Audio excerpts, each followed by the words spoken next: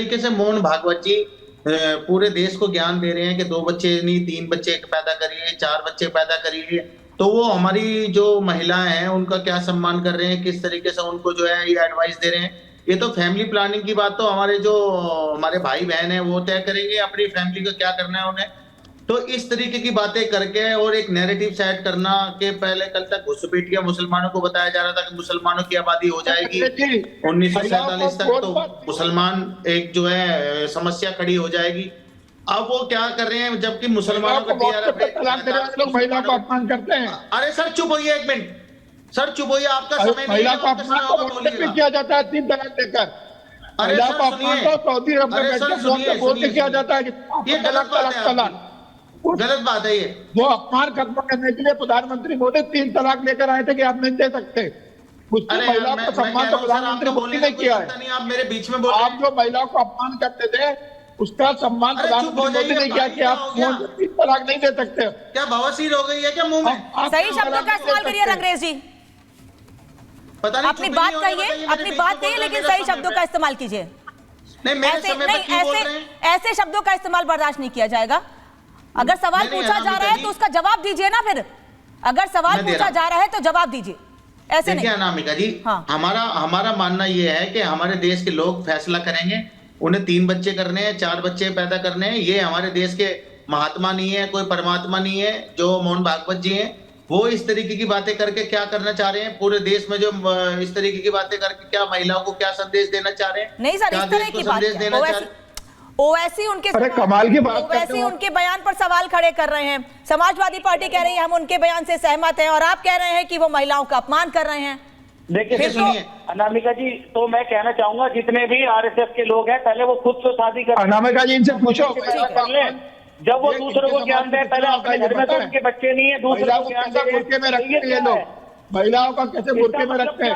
Phone पे 3 तलाक महिलाओं को दे देते हैं, देना चाहते हैं। 4-4 महिलाओं से शादियां करते हैं, ये अपनी शादी करिए। 3-3, 4-4 महिलाओं से शादी करते हैं, महिलाओं का सम्मान करते हैं। जब तक हमारे देश में हम लोग हैं, हम किसी को कुछ नहीं कह सकते जब तक हम सही ना हो। तो जब आप अपना चलिए ठीक है, अतीकुर साहब, ये क्यों समाज को बांटने की कोशिश की जा रही है?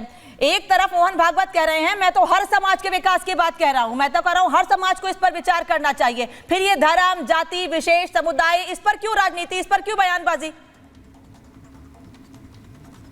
अनामिका जी, हम जिस टॉपिक पर बात कर रहे हैं उसको फैमिली प्लानिंग कहा जाता है। अच्छा। और फैमिली प्लानिंग के लिए हमको उस व्यक्ति को पूछना चाहिए जिसकी फैमिली की आय क्या है, वो अपने परिवार को किस तरह से सजाना संवारना चाहता है, उसकी प्रायोरिटीज क्या है, वो बच्चों को किस तरह से एजुकेशन और हेल्थ वाइज अपनी एक अच्छी फैमिली बनाने की कोशिश कर। अब इसके अंदर अगर कोई भी डिक्टेट कर रहा है, कोई सरकार डिक्टेट कर रही है या आरएसएस जैसा ऑर्गेनाइज डिक्टेट करना चाहता है अपनी टर्म्स, तो वो परिवार आरएसएस चीफ को पूछेगा कि अगर मेरे पास 2 से ज्यादा या 1 से ज्यादा बच्चे पैदा करने की मीन्स नहीं है तो क्या आरएसएस उनको 2 से ज्यादा बच्चों का मीन्स प्रोवाइड करेगा?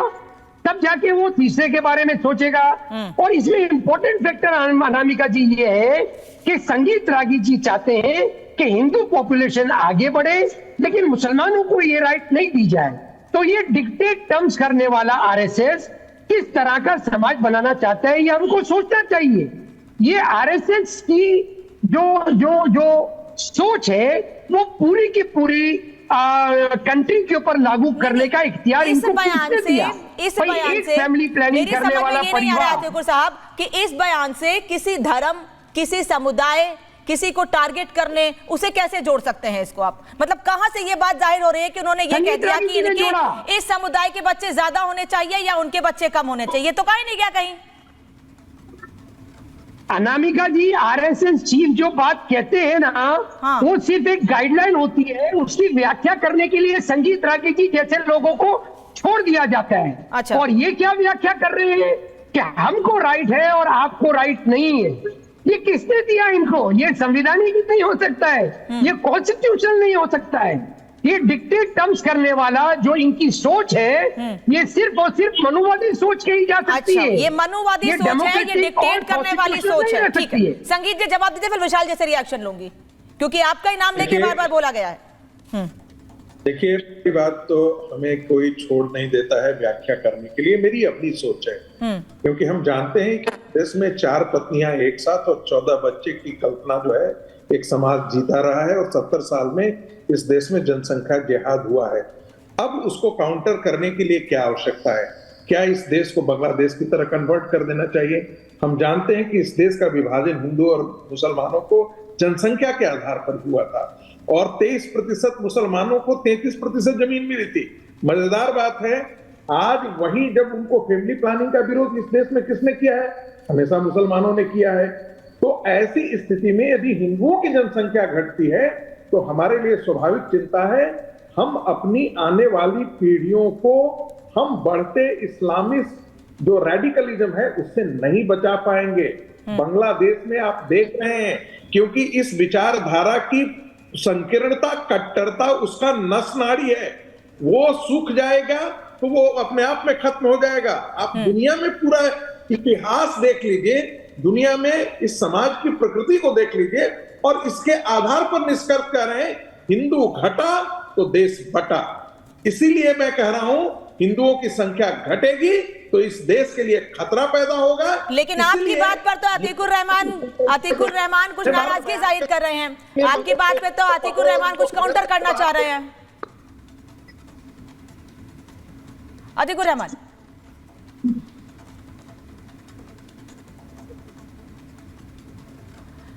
अतीकुर जी, आप तक मेरी आवाज आ रही है? आप सुन पा रही हैं मुझे? हाँ सर, सुन रही हूँ, बोलिए।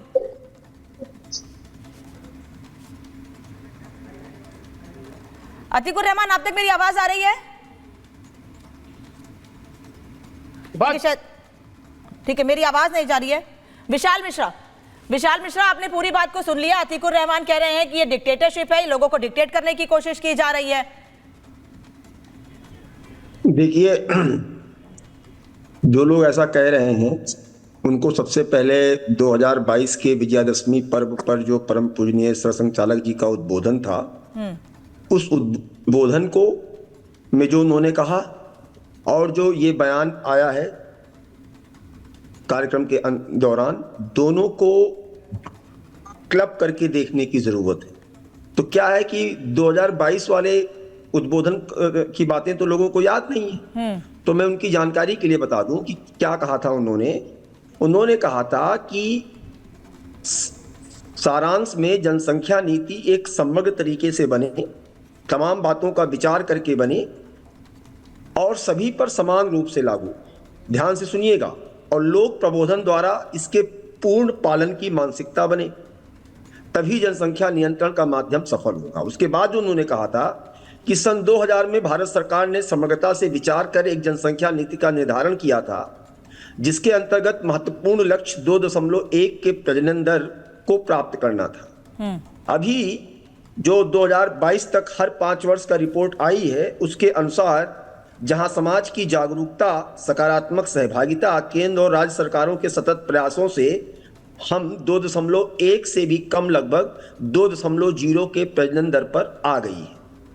जहां जनसंख्या नियंत्रण के प्रति जागरूकता और उस लक्ष्य की प्राप्ति की दिशा में हमने ये सब सुना था विशाल जी, हम ये सब जानते हैं क्या कहा था उन्होंने, आप ये बताइए। नहीं, उसी को जोड़ के आगे सुन तो लीजिए।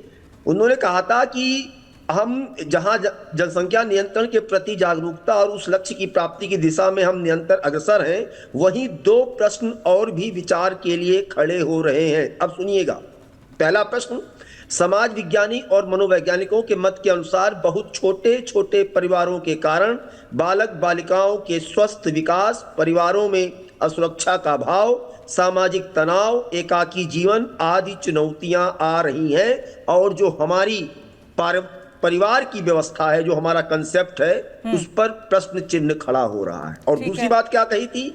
जनसांख्यिकी असंतुलन का, कि किस प्रकार से जो है ईस्ट तिमोर, दक्षिणी सूडान और कोसोवा, ये इंडोनेशिया, सूडान और सर्बिया से निकलकर जनसंख्या असंतुलन के नाते नए देश बने। अब सुनिएगा।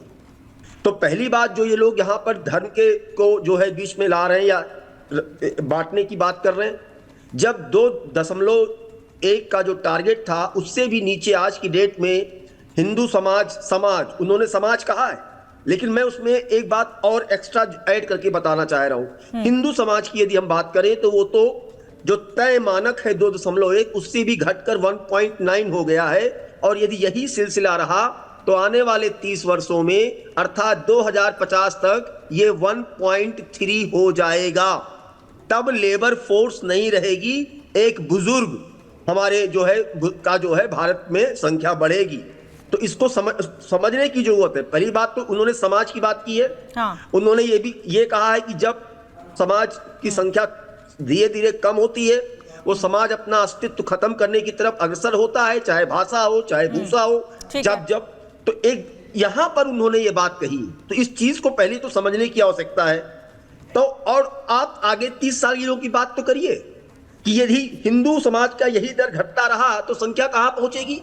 आज की डेट में यदि देखा जाए तो अगर आप देखें तो लगभग 8-9 राज्य हैं जहां पर देखिए कि क्या परसेंटेज रह गया है। चलिए, आपने संघ प्रमुख मोहन भागवत के बयान को, आप संघ प्रमुख मोहन भागवत के बयान को समझा रहे हैं, लेकिन ओवैसी की पार्टी के प्रवक्ता कह रहे हैं, ओवैसी की पार्टी के प्रवक्ता कह रहे हैं कि ये लोगों को बांटने की कोशिश है। आप समझ में आ गया रंगरेज जी कि किस परिप्रेक्ष्य में ये बयान दिया गया है। वो चाइना और जापान जैसा भारत नहीं बनाना चाहते हैं। जैसे चीन में जनसंख्या तो ज्यादा है लेकिन बुजुर्गों की संख्या ज्यादा है। सुन लीजिए, संकेत इस ओर था। जल्दी से अच्छा पूरी कीजिए सर, जल्दी पूरी कीजिए अपनी बात। वो उन्होंने बाकायदा बताया कि जनसंख्या नियंत्रण की आवश्यकता भी बताई है। उसके पहले के स्टेटमेंट में, जिसको मैंने नहीं पढ़ा है, कि विचार करना होगा कि अगले 50 वर्षों के पश्चात आज के तरुण प्रौढ़ बनेंगे, तब उनको संभालने के लिए कितने तरुण आवश्यक होंगे, यह गणित भी हमें करना होगा। तो ये समझ में आ गया ना कि ये बयान किस परिप्रेक्ष्य में दिया गया है। लेकिन हर चीज को बांटने में, देश को बांटने में, समाज में बांटने की राजनीति करना, अपने लिए लोगों के मन में गलत भावना लाना, भड़काने की कोशिश करना, क्या ये ठीक है? ये नहीं जरूरी था कि इस बयान का सही मतलब बताया जाए? करने लगेगा तो वो कम्युनल हो जाएगा। रंगरेज आ रही हूँ सर।